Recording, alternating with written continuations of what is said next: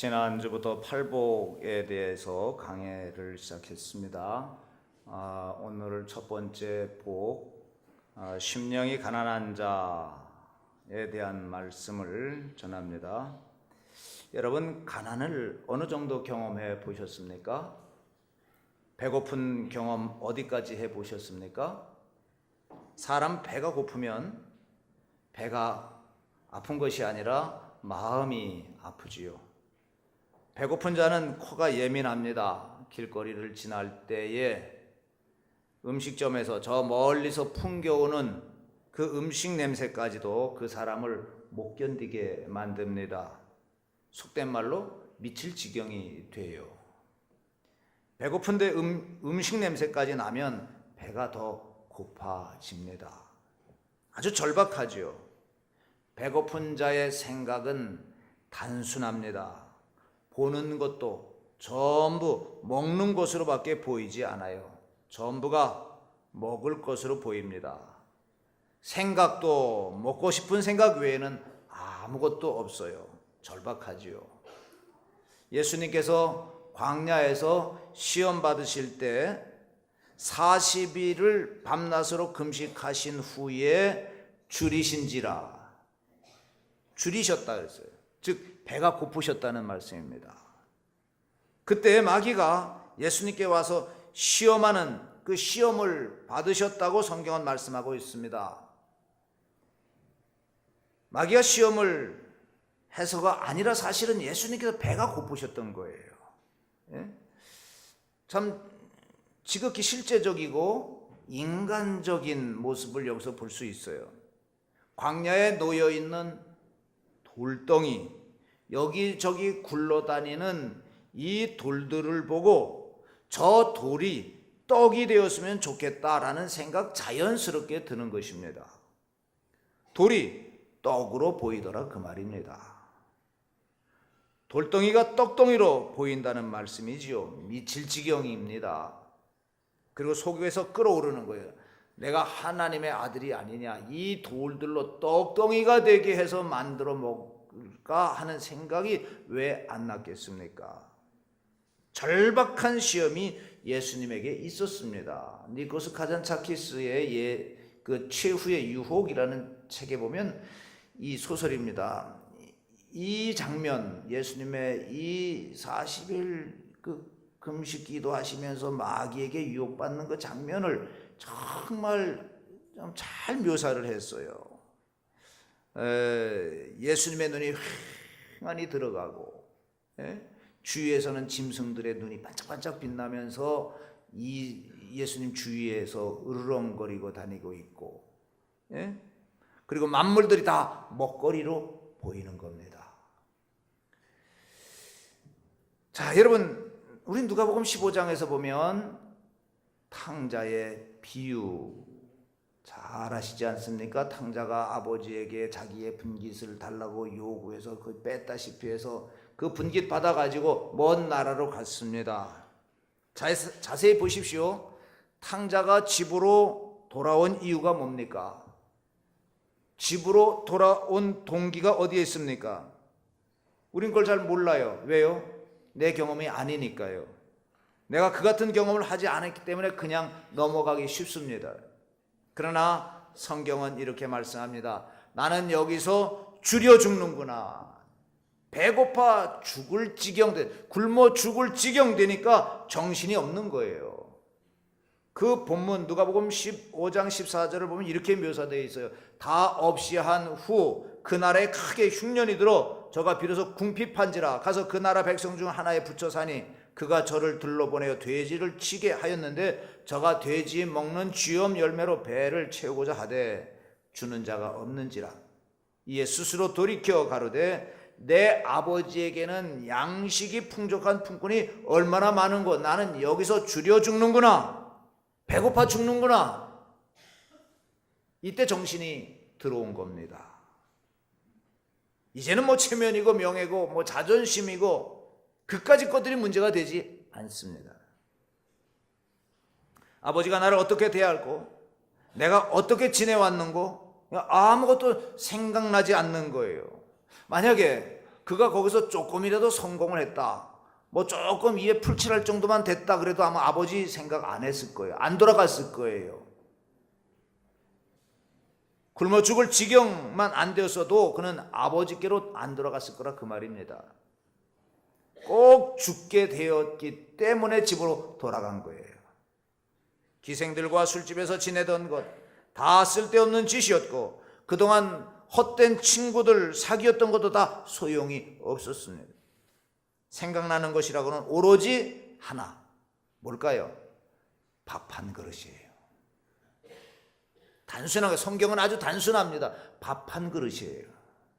그래서 그는 나는 여기서 줄여 죽는구나 하고 아버지께로 돌아왔습니다.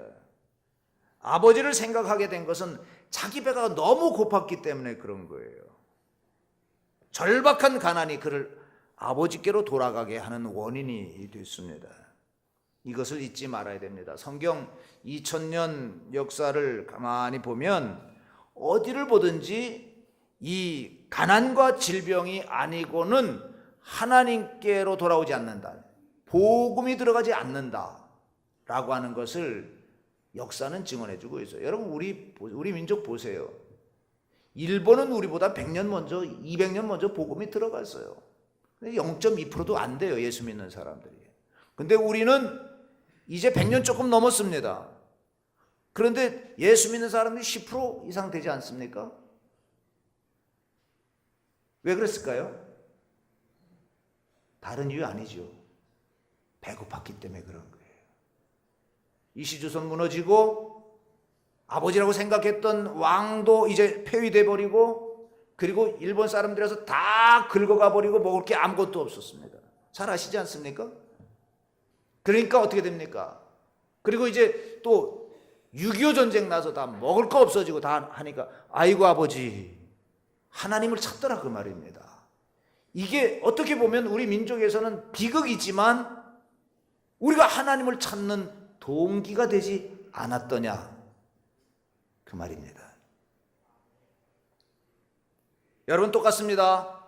오늘 이 자리에 나온 여러분들 다 그런 경험이 있는 줄 압니다. 왜 나왔습니까? 배고파서 나온 거예요. 여기 안 나오신 분들 배불러서 안 나온 겁니다. 예? 이걸 알아야 돼요. 가난이라는 것은 사람을 단순하게 만드는 것입니다. 청빈사상이라는 일본 작가가 쓴 책이 있습니다. 이런 말이 있어요. 소득에 대한 욕망으로부터 자유할 수 있을 때 그 사람은 행복할 수 있다.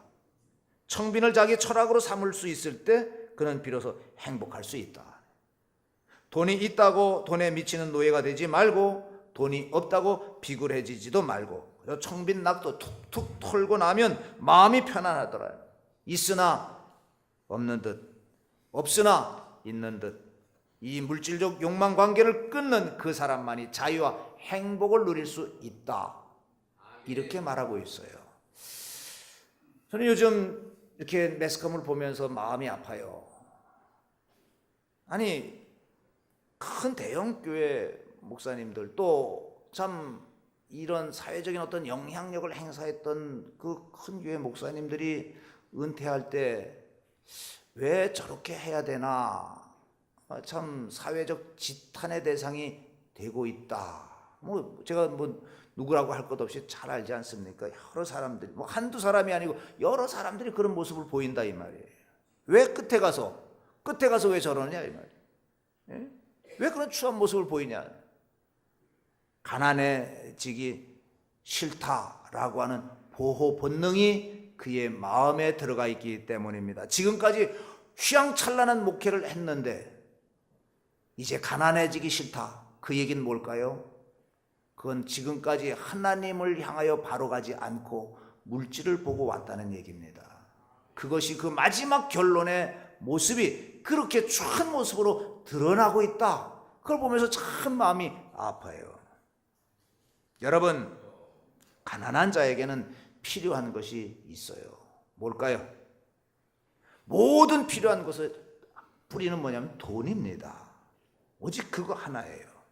자, 가난하고 보면 눌린 자 의식을 갖게 돼요. 신분도 낮아지지요. 양반이 소용이 있습니까? 배고픈 양반? 아무 소용이 없어요. 가난한 지성인 무슨 의미가 있습니까? 말빨이 서지 않아요. 스스로 압니다. 스스로 천한 자로 느낄 수밖에 없어요. 천대받는다는 절박감을 가질 수밖에 없는 거예요. 그런 느낌을 일러 소외감이다 이렇게 말을 합니다. 정말로 가난한 사람에게는 잘 살고 못 살고 명예가 있고 없고 지위가 어떻고 하는 것 배부른 흥정입니다. 자, 먹고 살기 위해서 무엇이든지 다 하려고 하는 것이 이 가난한 자의 모습이에요. 요즘 이제 김영란법이 발효가 되면서 학교에도 이상한 바람이 불었어요. 어저께 이제 강의하기 위해서 서울신대 갔더니 누가 이제 커피를 샀어요. 사서 이제 다른 교수님이 제가 이제 점심을 사고 이제 다른 교수님이 커피를 샀습니다. 그리고 학생들에게 나눠줬어요. 근데 그 옆에 보니까 어떤 교수님이 지나가는 거예요. 그래서 저분에게 갖다 주라고 학생에게 시키니까 학생이 커피를 가지고 갖다 줬습니다. 지나가는 교수님한테. 교수님이 받으려고 하다 뒤로 한 발짝 뒤로 물러가는 거예요. 이거 받았다가 큰일 날 수 있다. 그러니까 그 교수님이 그거 제가 산 겁니다. 그러니까 그제서 받는 거예요. 이상하게 됐어요. 강의하다 보면 이제 뒤에다가 지루할까봐 이제 이 빵하고 커피 같은 거 갖다 놓지 않습니까? 뭐 사탕도 갖다 놓고 대학원생들은 그래요. 그거 허락 없이 그 하나 가서 먹잖아요. 제가 그러면 그건 절도에 해당됩니다. 절도에 해당되는 거예요. 그래서 마음대로 먹을 수가 없습니다. 이상하게 돼버렸어요. 네? 왜 이렇게 됐느냐? 이 사회가 정직하지 못해서 돈의 노예가 돼서 수단 방법 안 가리는 그 사회가 됐기 때문에 이렇게 된 거 아니냐. 나가도 이제 밥도 더치페이 각자 돈을 내고 먹어야 되는 그 공직에 있는 사람들은 더군다나 이제 그렇게 할 수밖에 없다는 거예요. 자, 밥 한 그릇에 모든 것을 바치는 사회. 신앙도 자유도 양심도 다 반납하고 밥 한 그릇 얻어 먹는 겁니다. 명예도 없어요. 노예면 어떻고 굴욕이면 어떠냐? 먹고 볼 일이라. 그게 바로 가난한 자의 의식인 것입니다. 자, 그런가 하면 가난은 사람을 아주 겸손하게 만들기도 합니다. 지식을 포기하게 만들기도 해요. 자기 의를 포기하게 합니다. 왜요? 가난한 자의 지식 인정하지 않습니다. 여러분 보세요. 공산주의자들이 무식할까요? 아주 유식할까요? 우리보다 뛰어난 유식쟁이들입니다. 지식이 있고 논지가 분명한 사람들입니다. 지식인들이에요. 그런데 그들이 가난하니까 그냥 무너지지 않습니까? 안다고 하는데 제밥벌이도 못하면서 무슨 그런 말 듣지 않습니까? 가난하고 배고픈 자의 의를 누가 인정합니까? 가난이란 이렇게 절박한 거예요. 그리고 가난한 자는 사실로 먹는 것 빵 하나로 만족하지요. 더 바랄 게 없습니다. 정말로 배고팠던 사람은 한 끼의 밥으로 다 만족한 거예요. 여러분, 한 끼의 밥을 놓고 야, 참 기가 막히다 이렇게 감탄해 본 적이 있으십니까? 그 행복감과 만족감이란 이루 말할 수 없는 거죠. 참으로 가난한 자의 행복이라는 것은 가난한 자만이 가지는 것입니다. 또한 가난한 자는 빵 하나를 얻기 위해서 먹고 살기 위해서 온갖 노력을 기울입니다. 뭐 과거의 것들 다 버립니다. 때로는 미래까지도 버리는 거예요. 소망도 기대감도 다 털어버리고 오직 한 끼의 밥을 생각합니다. 그만큼 가난한 자는 절박한 것입니다. 깊이 생각해야 돼요. 거지는 먹어도 배고픈 겁니다. 거지가 소화불량 걸렸다는 말 들어보셨습니까? 거지가 위암 걸려서 죽었다는 말 들어보셨습니까? 거지가 대장암 걸려서 죽었다는 말 들어보셨습니까? 거지가 소화불량 걸려서 가스활명수 사 먹었다는 얘기 들어보셨습니까? 아무리 먹어도 소화가 다 되는 거예요. 반면에 부잣집 사람은 죽을 끓여 먹고도 소화가 안 돼서 꼭꼭 소리를 내는 겁니다. 생각해 보십시오. 누가 더 행복합니까? 거지는 먹어도 배고픈 거예요. 그냥 음식이 입에서 단 겁니다.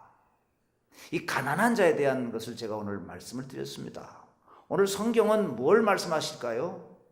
예수님께서 심령이 가난한 자는 복이 있다 이렇게 말씀하십니다. 심령이 가난하다 그랬어요. 심령이 가난하다. 이 심령이라고 하는 말, 심령이 가난한 자는 이 원말에는 그 푸니마티라는 말을 썼어요. 이게 뭐냐면 영적으로 그런 뜻이에요. 영적으로 가난한 자, 영이 가난한 사람 그런 뜻입니다.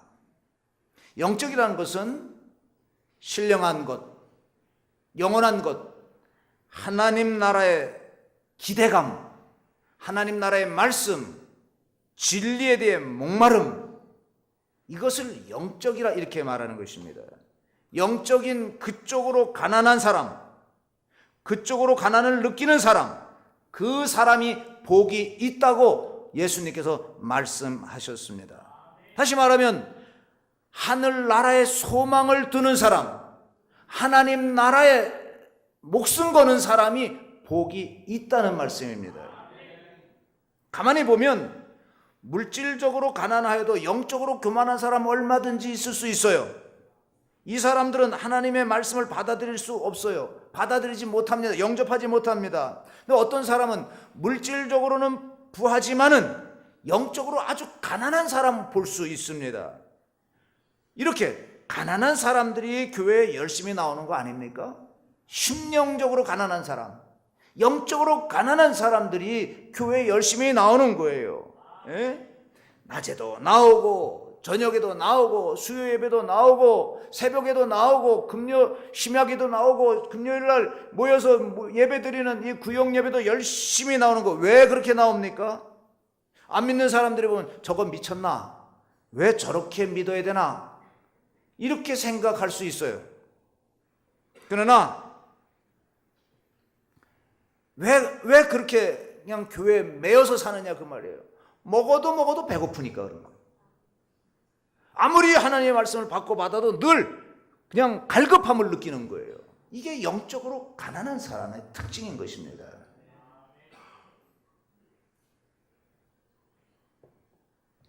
말씀을 사모하는 사람이 간절하기 때문에 얼마든지 영적으로 배고픈 겁니다. 얼마든지 심령적으로 가난한 거예요. 이 점을 깊이 생각해 보시기를 바랍니다. 교회에서 문제 일으키는 사람, 교회에서 말 많은 사람, 이거 영적으로 가난하지 않은 거예요. 영적으로 가난해지기를 축원합니다. 언제 남의 이야기할 기력이 있습니까? 내가 채워야 되는데, 내가 배고파 줄여 죽겠는데 언제 남에게 관심을 기울이겠어요? 내가 지금 영적으로 살아야 되는데. 예수님께서 밭에 감추인 보화 비유를 말씀하셨습니다.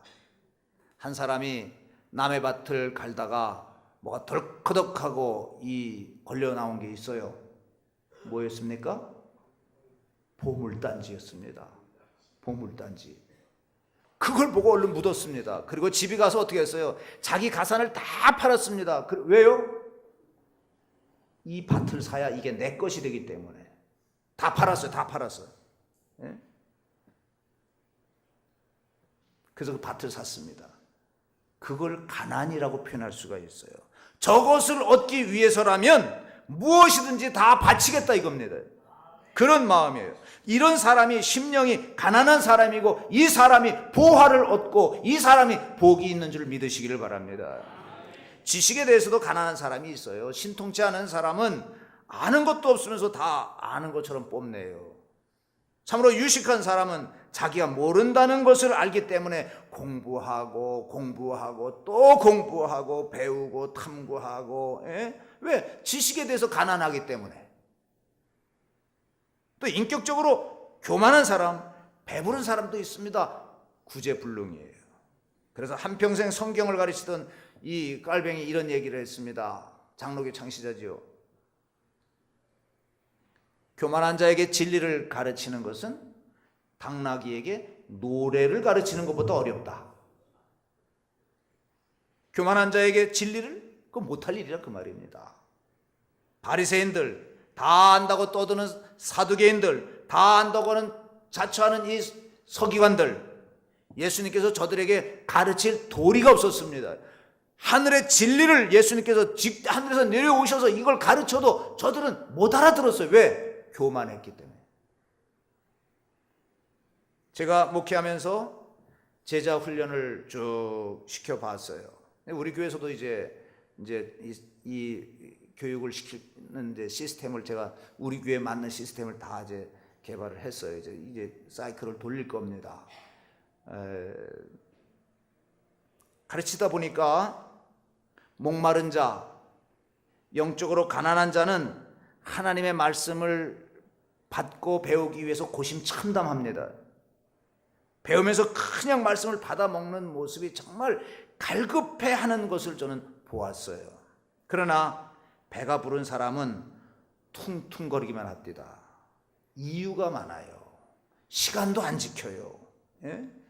성경을 배우는 시간에도 집중력이 없을 뿐더러 성경을 배우는 시간을 소중히 여기지 않는 것을 보았어요. 그래서 말씀합니다. 가난한 자에게 뭐가 전파된다고요? 복음이 전파된다. 가난한 자에게 복음이 전파된다. 예수님께서 마태복음 11장에 보니까 세례 요한이 이제 자기의 제자들 예수님께 보내지 않습니까? 오실 이가 당신입니까? 우리가 다른 사람을 기다려야 됩니까? 참 결정적인 순간이에요. 다시 말하면 당신이 누굽니까? 당신 정말 우리가 기다리던 메시아입니까? 그 질문이었어요. 그때 예수님께서 딱 한마디 하시죠. 소경이 보며 안진뱅이가 걸으며 나병 환자가 깨끗함을 받으며 귀머거리가 들으며 죽은 자가 살아나며 가난한 자에게 복음이 전파된다 하라. 이렇게 전하라는 거예요. 세례 요한에게. 가난한 자에게 복음이 전파된다 하라. 복음은 만방에 전해지고 있지만은 오로지 심령이 영적으로 가난한 자만이 복음을 받아들이더라 그 말입니다. 그런 거로 예수님께서 심령이 가난한 자는 복이 있다. 너희는 가난하여 여기 있는 것이다.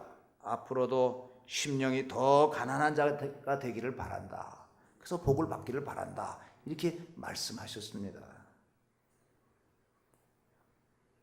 어떤 랍비가 길을 가면서 제자들에게 질문을 받습니다. 선생님, 진리는 아무데나 있다면서요? 그럼 아무데나 있지. 선생님, 저기 이 길거리에 있는 돌멩이 속에도 진리가 있다면서요? 그럼 저 돌멩이에도 진리가 있지. 그렇게 이 길거리에 널려져 있는 게 진리인가요? 그렇지, 진리이지. 그런데 왜 사람들이 진리를 발견하지 못하지요? 그거 간단해. 사람들이 허리를 굽힐 줄 몰라서 진리를 발견하지 못하는 거야. 허리만 굽히면 진리를 잡을 수 있는데 허리를 굽히지 않아서 진리를 못 잡는 거야. 여러분, 심령이 가난한 자가 복이 있습니다. 하나님께서 벌써 그에게 역사하기 시작하셨습니다. 그리고 하나님의 말씀을 받아들일 수 있는 가난한 영혼을 주셨습니다. 이거 선물입니다. 하나님께 주신 선물이에요. 이 자는 이미 심령이 가난해졌어요. 이 자리에 계신 여러분들은 심령이 가난해진 사람인 줄로 믿습니다. 복을 받는 거예요. 제가 목회한 지 84년서부터 시작해서 88년도에 안수를 받고 지금까지 목회를 쭉 해왔습니다. 아무리 전도하고 아무리 설명해도 그것 가지고 안 됩니다.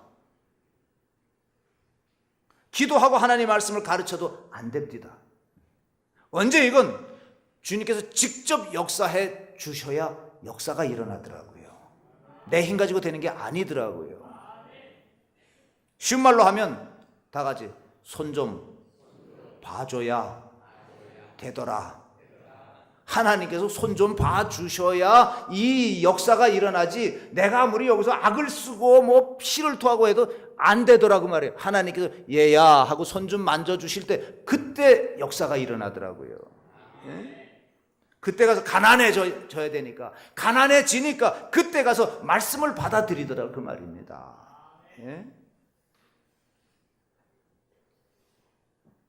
제 친구 한 사람이 저쪽 안성하고 음성으로 가는 길 사이에서 이 건축 자재상을 하는데, 이 친구가 제가 여기 왔는데 전화가 왔어요. 아주 말을 공손하게 해요.